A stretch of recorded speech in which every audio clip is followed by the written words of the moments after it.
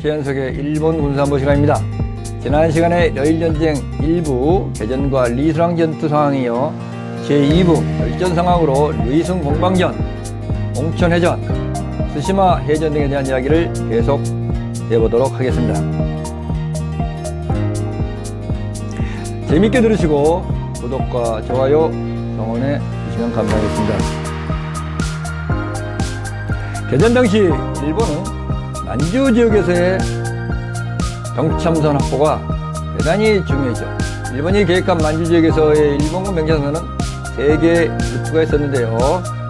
의주에서 시작해 압록강 대안의 안동, 공항성으로 이어지는 선과 요동반도 사안의 영구에서 시작해 해성, 영양을 거쳐 봉천으로 이어지는 선, 그리고 요동반도 끝 다리안에서 루이순, 요양으로 이어지는 남반도 철도선, 이 3개가 있었는데요. 이러한 병참선 중에 2개의 병참선이 황해에서 요동반도를 통하였으며, 따라서 일본군 입장에서 보급선을 안정화시키기 위해서는 황해의 제해권을 장악하는 것이 급선무였죠. 즉, 다레레 바로 옆에 있는 리순 해군기지를 건설하고 주둔하고 있는 러시아 태평양 함대와 러시아 육군을 무력화시킨 것이 필수적이었죠.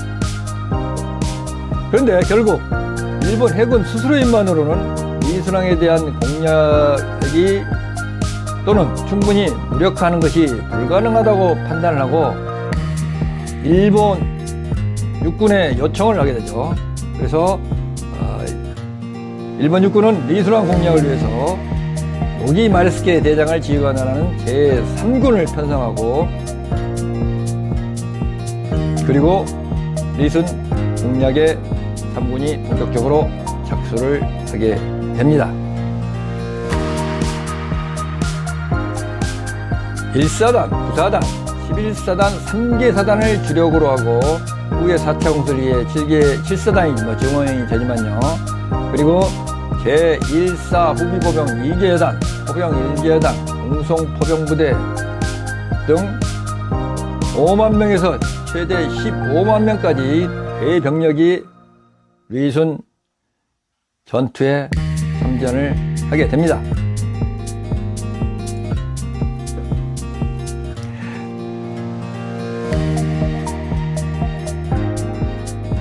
리순 공방의 전초전으로 8월 7일부터 9일 일본군은 대고산, 소고산 공격을 감행하여 차례로 함락을 시키죠.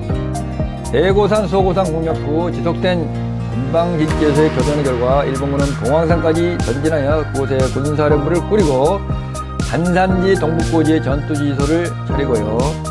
이곳은 리순의 방어지지를 내다볼 수 있는 것으로 일본군의 전투지는 이후 이곳에서 이루어지게 됩니다. 이어 8월 19일부터 12월 6일까지 4차에 걸친 치열한 리순 공방전이 이루어지게 되며 이듬해 1월 4일 리순 공방전이 종결이 되죠. 1차 공세는 1904년 8월 19일부터 24일간의 실시가 되었으며 1차 총공세에서 일본군은 전사 5,017명, 우성 1843명에 가까운 엄청난 손실을 입고 실패로 끝나게 되죠. 반면 러시아군은 사상자, 부상자와 6천에서 7천 정도의 사상자를 했죠. 이후 러시아군은 1차 총공세를 방어한 후에 방어력을 회복하는 데 전력을 다하게 되죠.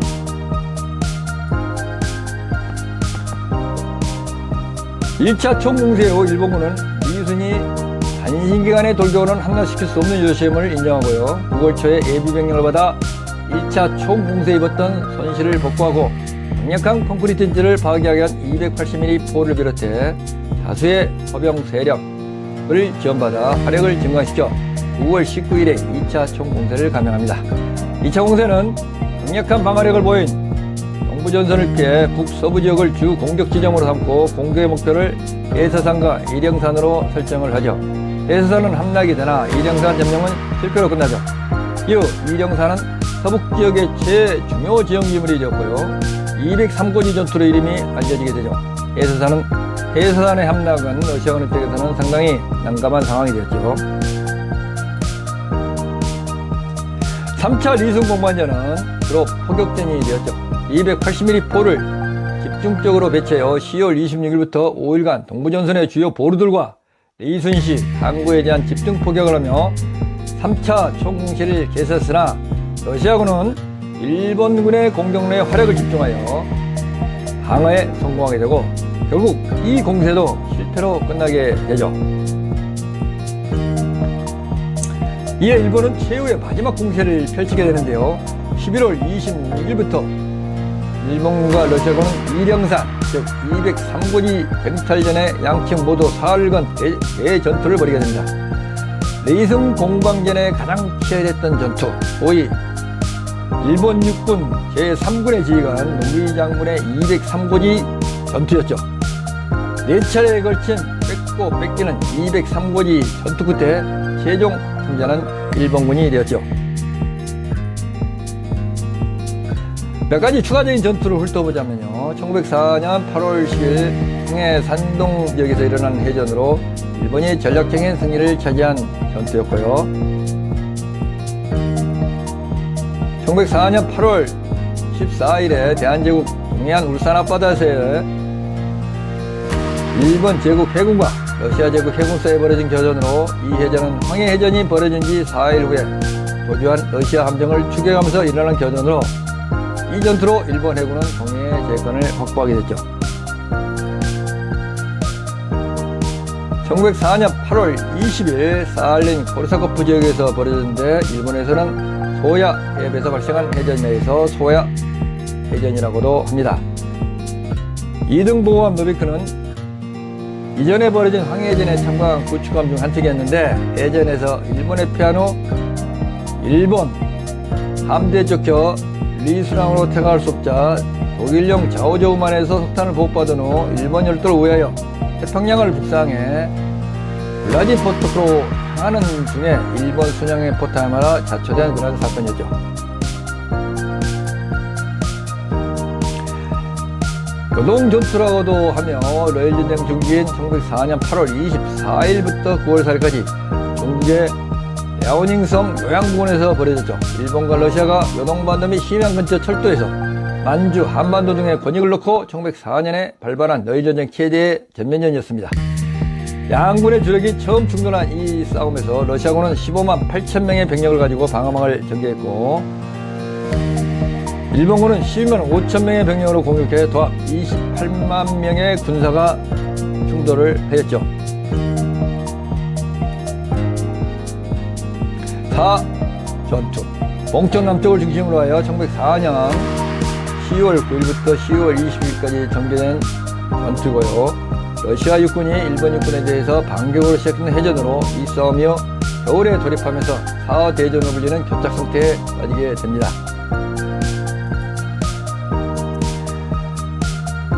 1905년 1월 25일부터 1월 29일에 러시아 만주군의 대공시를 일어났던 일본 육군과 러시아 측의 기습으로 시작되는 병력에서 열세였던 일본군은 초반에는 고전했으나 결과적으로는 일본의 승리로 끝나게 됐죠. 이 전투에서 일본군이 기관총을 본격적으로 사용했다고 합니다. 러일전쟁 중 가장 치열했던 지상전 봉천 해전입니다. 1905년 2월 20일부터 3월 10일간의 벌어진 전투로 러시아군 31만 명, 일본군 25만 명이 동원된 나폴레옹 전쟁 이후로 당대까지 났던 모든 전투 중에 가장 대규모의 전투죠.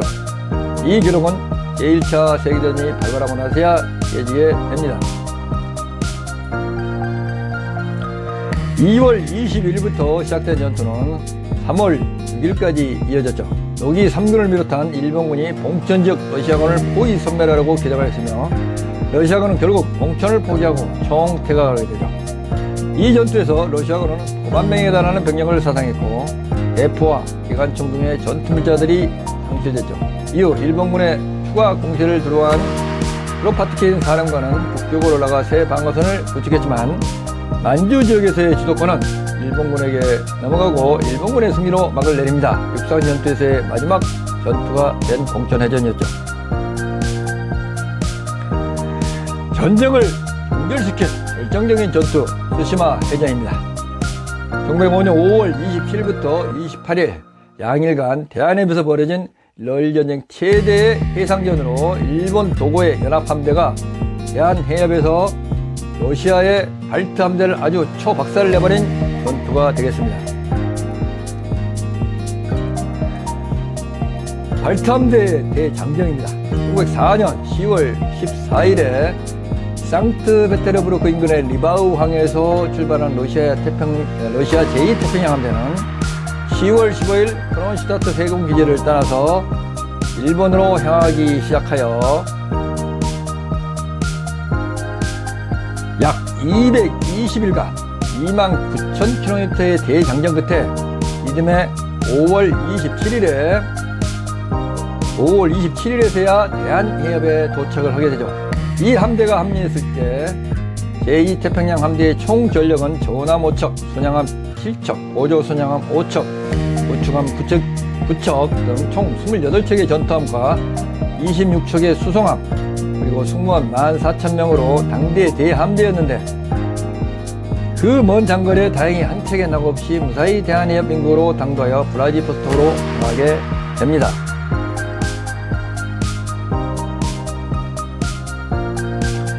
일본 연합원대에 사용한 도고 헤이아치로 제독은 발트 함대가 무사히 블라디보스톡에 도착하면 전쟁에서 절대 못 이긴다는 사실을 알고 있었죠. 지금까지 일본 제국이 전쟁 주도권을 쥐고 있는 것은 초반 기습에 의한 절대적인 대권 확보에 있었으며, 만약에 발트 함대가 온전히 블라디보스톡에 도착한다면 그 절대적 대권은 한 번에 무너지며 일본 함대로서는 승리를 보장할 수 없게 되죠.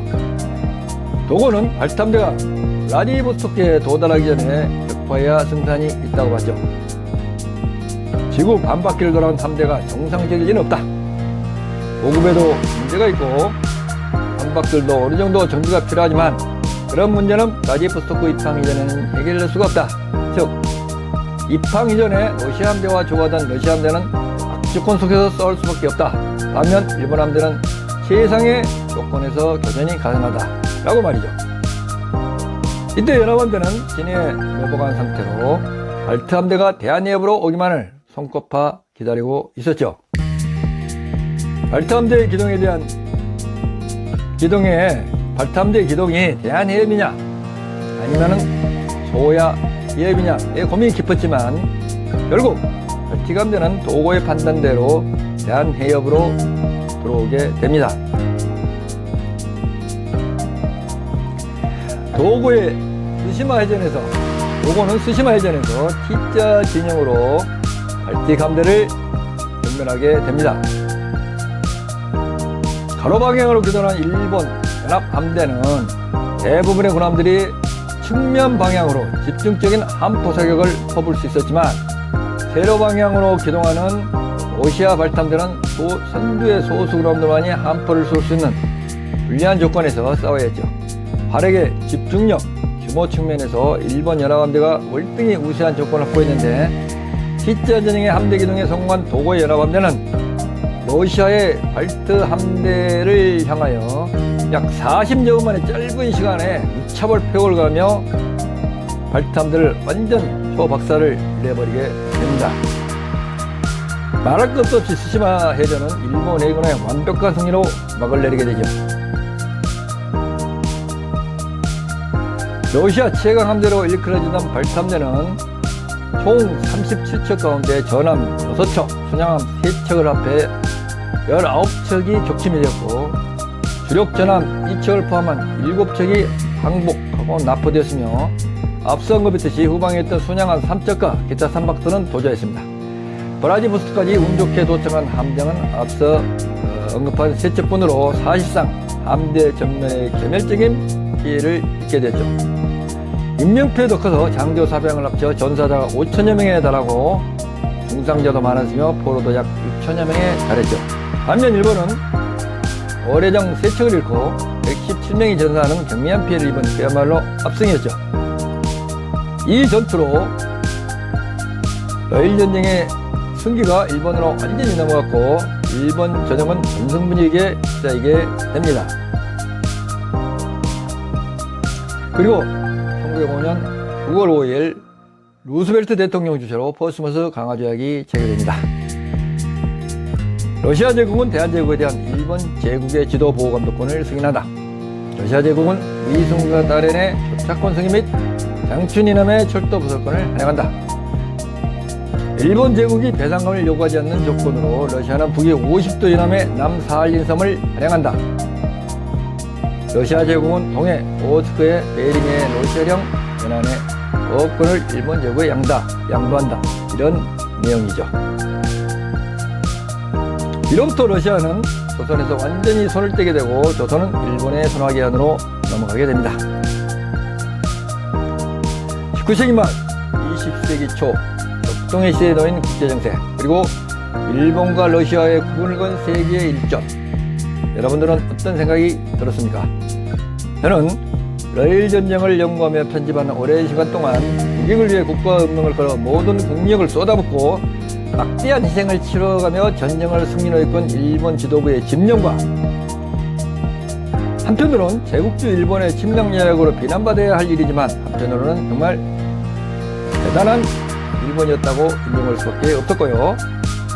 당시 제국주의들의 대립과 갈등, 청일, 러일전쟁 등 대국 간의 전쟁을 그저 강 건너 불 바라보듯이 바라보며 국가의 운명과 안위를 그저 대국의 손에 맡겨놓을 수밖에 없었던 조선 정부의 무기력함과 안타까움을 새삼 느끼게 하였습니다.